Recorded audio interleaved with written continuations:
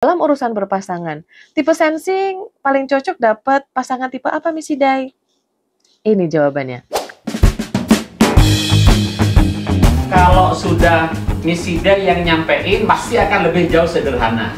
Kalau Farid yang nyampein, ruwet, dalam. Miss Hidai itu levelnya udah master trainer, jadi artinya dia adalah orang yang paling fasih menguasai tentang Stephen. Dan alhamdulillah dia sebagai seorang psikolog dari awal menemukan social role-nya, menemukan tujuan hidupnya ketika dia momentumnya mengenal Stephen. Maka menurut saya Miss Hidai ini sekarang sudah bisa menjadi ikonnya Stephen. Orang yang sudah sangat Stephen, punya kemampuan mendelivery training pada level master trainer. Jadi saya kira kalau melihat Miss Hidai sebagai seorang sing-spirer dengan kemampuan bernyanyinya juga, maka komplitlah. Kalau ingin mendengar Stephen lebih baik, dengarkanlah Miss Hidai. Hai, Assalamualaikum, jumpa dengan Miss Hidai. Kali ini Miss Hidai mau jelasin hasil tes Stephen teman-teman yang baru tes di usianya sudah dewasa. Buat apaan sih tes Stephen kalau dipakai di usia dewasa? Miss Hidai juga waktu tes Stephen juga udah dewasa, udah usia 30-an, dan ternyata banyak banget kegunaannya. Kenapa sih? Karena teman-teman, dalam konsep Stephen, kita itu menganut teori fenotip sama dengan genetik plus lingkungan ya. Apa itu yang dimaksud? Fenotip itu 100% kondisi kita saat ini. Jadi kalau teman-teman melakukan pengetesan saat ini menggunakan kuesioner, survei, ada observasi, ada wawancara, yang itu disebut dengan alat tes psikometrik, itu kita mengukur fenotip kita. Artinya apa? Diri kita saat ini terdiri dari dua hal, yaitu apa? Genetik dan lingkungan. Genetik itu artinya sesuatu yang Allah letakkan pada diri kita menetap menjadi modal dasar kita. Namanya juga menetap, berarti apa? Kita nggak bisa pilih teman-teman, ya kan? Itu udah diberi sama Allah. Dan untuk mencari tahu genetika kita, yaitu adalah kesejatian diri kita perlu melakukan pengetesan menggunakan biometrik. Artinya sesuatu yang melekat di badan kita. Genetika itu apa sih? Jenis kelamin, mesin kecerdasan, drive motivasi otak, kapasitas otak, dan juga golongan darah. Kayak teman-teman kalau mau tahu golongan darahnya, yang dilakukan adalah mengambil sampel darah, benar kan? Makanya menggunakan apa yang ada di dalam tubuh kita. Sama dengan kalau kita mau tahu jenis kelaminnya laki atau perempuan, maka kita perlu melihat alat genital kita atau alat onderdil di dalam kita ini laki atau perempuan atau dari kromosomnya XX atau XY. Nah, berarti genetika itu sesuatu yang sudah melekat di dalam diri kita. Itu bagian pertama. Bagian kedua dari diri kita yaitu yang dinamakan lingkungan, pengaruh lingkungan. Besar nggak sih pengaruhnya? Gede banget. Jadi kalau dipersentasikan, genetikanya 20%, lingkungannya 80%. Wow, gede banget dong. Makanya kalau para ahli psikologi bilang, anak itu bagaimana pengasuhannya? Betul.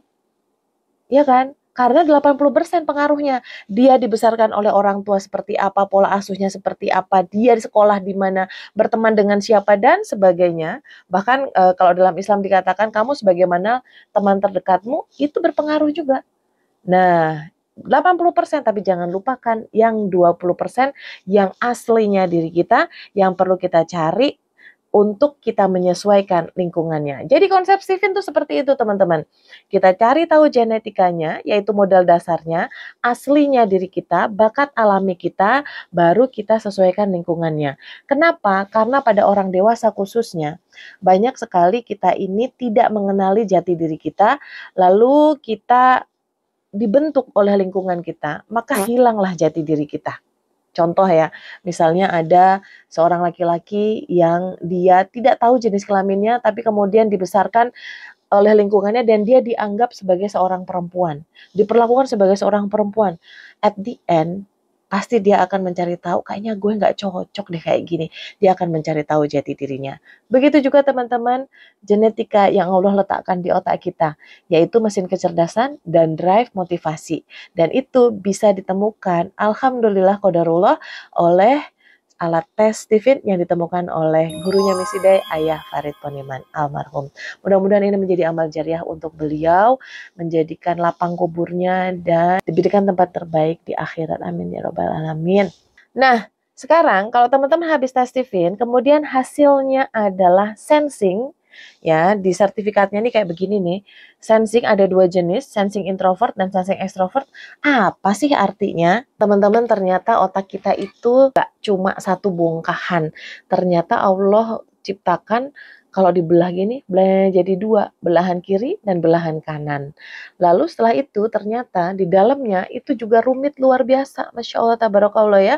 Dan ini yang akan kita bahas kalau teman-teman sudah mendapatkan sertifikat hasil tes Stephen-nya. Ketika teman-teman melakukan tes biometrik Stephen menggunakan 10 sidik jari yang di-scan, itu sama dengan men-scan di manakah letak dominasi otaknya, di belahan mana, dan di lapisan bagian luar atau bagian dalam.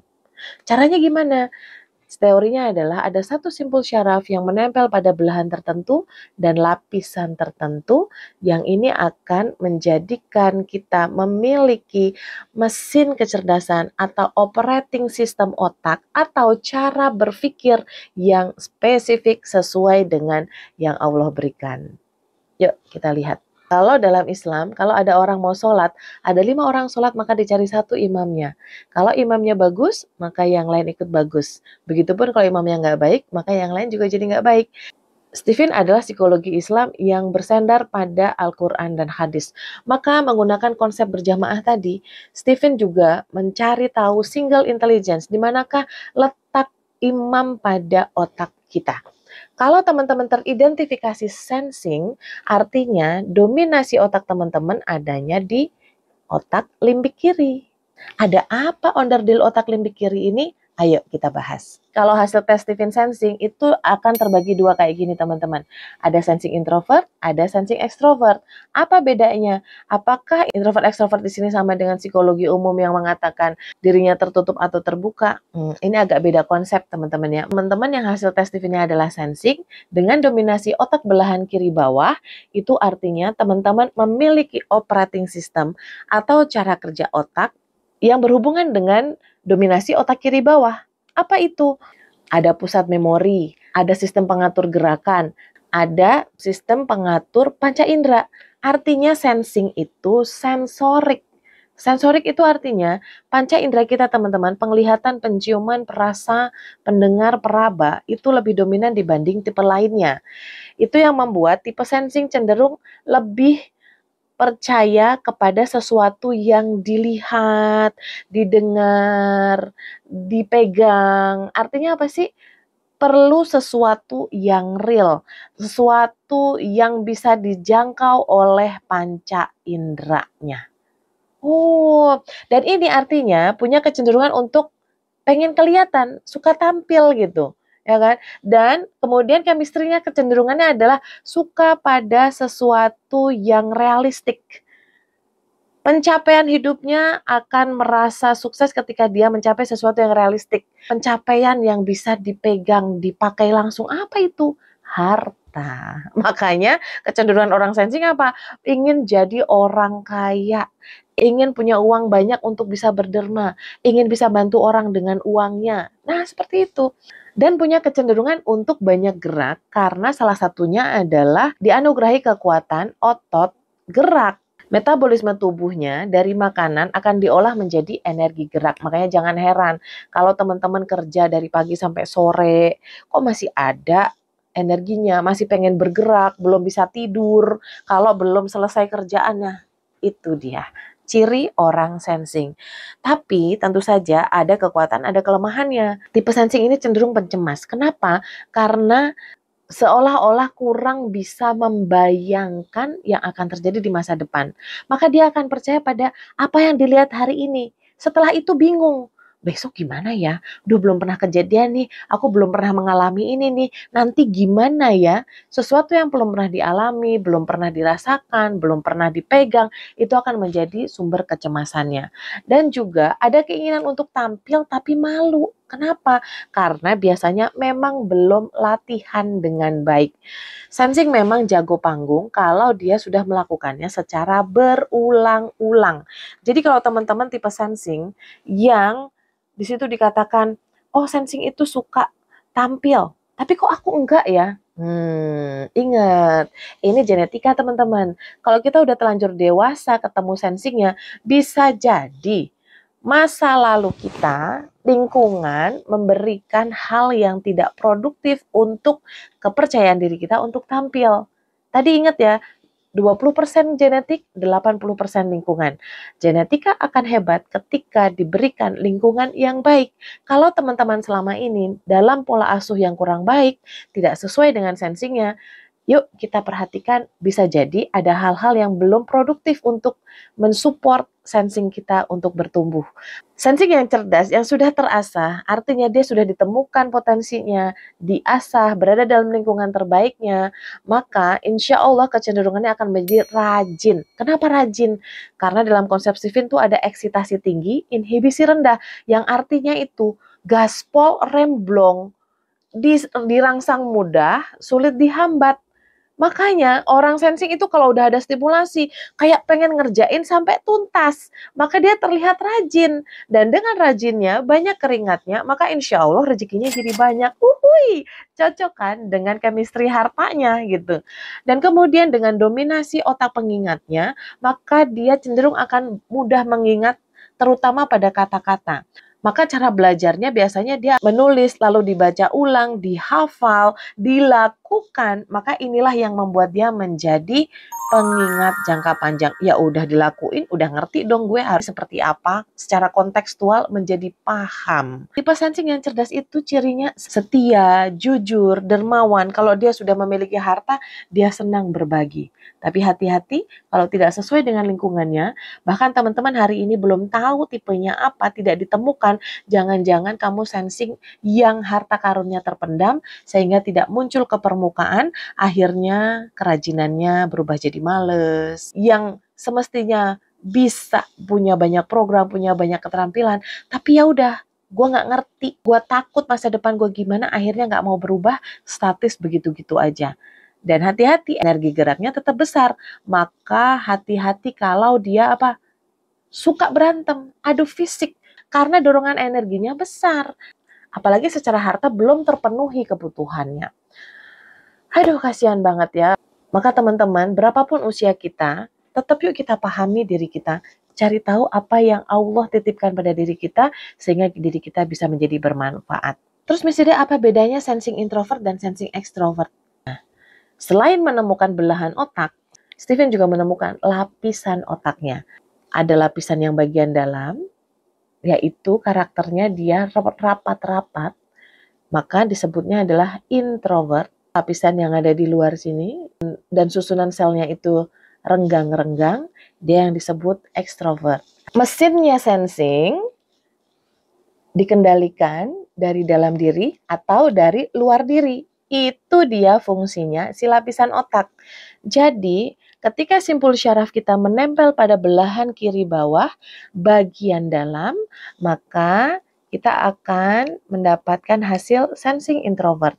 Kalau menempel pada bagian kiri bawah, bagian luar, maka kita akan mendapatkan hasil sensing extrovert. Sama-sama sensing, cuma pengendalinya yang berbeda. Jadi kalau sensing introvert, yang lapisan otaknya bagian dalam, yang rapat tadi, sensingnya dikendalikan oleh dirinya sendiri. Maka tipe sensing introvert cenderung lebih Lebih disiplin, tergerak dari dirinya, kekeh, ya agak keras kepala gitulah. Suka nggak gampang percayaan sama orang. Ngerasa gitu nggak sih teman-teman yang sensing introvert? Miss Ida soalnya juga sensing introvert. Kalau ada sesuatu hal baru tuh kayak, masa sih gitu. Karena ternyata lapisan otaknya rapat. Sulit menerima hal baru dari luar. Sementara teman-teman yang sensing extrovert, mesinnya sama-sama sensing, tapi lapisan otak yang cenderung renggang tadi membuat lebih mudah dikendalikan dari luar. Artinya teman-teman sensing extrovert nih cenderung lebih riang, lebih fleksibel, lebih gampang untuk menerima masukan dari luar. Tapi juga hati-hati teman-teman, kalau terlalu dikendalikan dari luar, sementara tipe sensing ini cenderung pencontoh yang mengambil informasi menggunakan sensoriknya, maka hati-hati kalau lingkungannya itu nggak baik. Sehingga apa yang dicontoh itu menjadi belief, menjadi amati, tiru, plek banget. Maka pada tipe sensing extrovert, penting buat teman-teman untuk cari lingkungan yang terbaik. Kalau dalam urusan uang, sensing introvert itu cenderung tergerak dari dalam diri untuk bekerja dengan gigihnya, dia mencari rezekinya, sehingga seolah-olah hasil kerja yang dia dapat dengan susah payah itu susah untuk dikeluarkan, maka dia cenderungnya hemat. Bukan pelit ya, hemat. Gimana caranya? Beli barang murah, diskon, dapat banyak, dan bagus. Itu sebuah privilege buat sensing introvert untuk mendapatkan barang yang murah dan kualitasnya bagus. Dapat banyak lagi. Sementara sensing extrovert, dia cenderungnya dermawan, senang jajan, lalu jajanin orang, maka kelihatannya seperti boros gitu ya. Nah, dengan dia senang mentreatment orang lain, sehingga seolah-olah rezeki itu datang dengan lebih mudah gitu. Kayak duh kok dapat lagi duitnya gitu, berapa banyak peluang. Maka kecenderungan pada tipe sensing extrovert memang kalau belanja ya udah hari ini dapat ya dibelanjain aja kan besok bisa kerja lagi. Merasa gitu nggak sih teman-teman ya? Nah sekarang kalau dalam urusan jodoh, dalam urusan berpasangan, tipe sensing paling cocok dapat pasangan tipe apa Miss Hidai? Ini jawabannya. Sensing cocok berpasangan dengan yang satu, seiman, dua, beda jenis kelaminnya. Artinya teman-teman bisa berpasangan dengan tipe apa saja, sensing, thinking, intuiting, feeling, instinct, yang sesuai dengan harapan teman-teman gitu ya. Jadi kalau pasangan ideal gimana? Nah teman-teman untuk pasangan ideal, teman-teman bisa baca di buku Miss Hidai, yaitu di I Know You Couple. Ini ada 2 bukunya, jadi ada buku yang bicara tentang komunikasi dan cara mencari rezeki bersama pasangan tipe apa saja. Dan ini ada buku spesial 18+ untuk bicara tentang hal spesifik kasur. Hubungan suami istri di kasur. 25 jenis pasangan ada di sini. Nah kalau kamu sensing, maka kamu berpasangan dengan tipe apa misalnya? Sensing dengan sensing, sensing dengan thinking, sensing dengan intuiting, sensing dengan feeling, sensing dengan insting, ada di sini jawabannya. Dalam konsep Sifin memang ada pasangan yang lebih ideal dibanding tipe lain karena ada energi yang lebih berkesesuaian, yaitu energi istri yang mendukung suami. Nah, atau energi istri yang lebih inferior dibanding suami. Nah, akan menjadi tantangan ketika energi suami yang lebih inferior dibanding istri atau energinya sesama. Tapi insya Allah, mau berpasangan dengan tipe yang seperti apapun, energinya seperti apapun, kalau teman-teman sesama pasangan sama-sama naik kelas, sama-sama naik matra, mau belajar, insya Allah semua ada solusinya. Baca di sini. Terus nanti setelah berpasangan kan punya anak. Kalau punya anak jadi orang tua, tipenya kita menjadi orang tua yang seperti apa?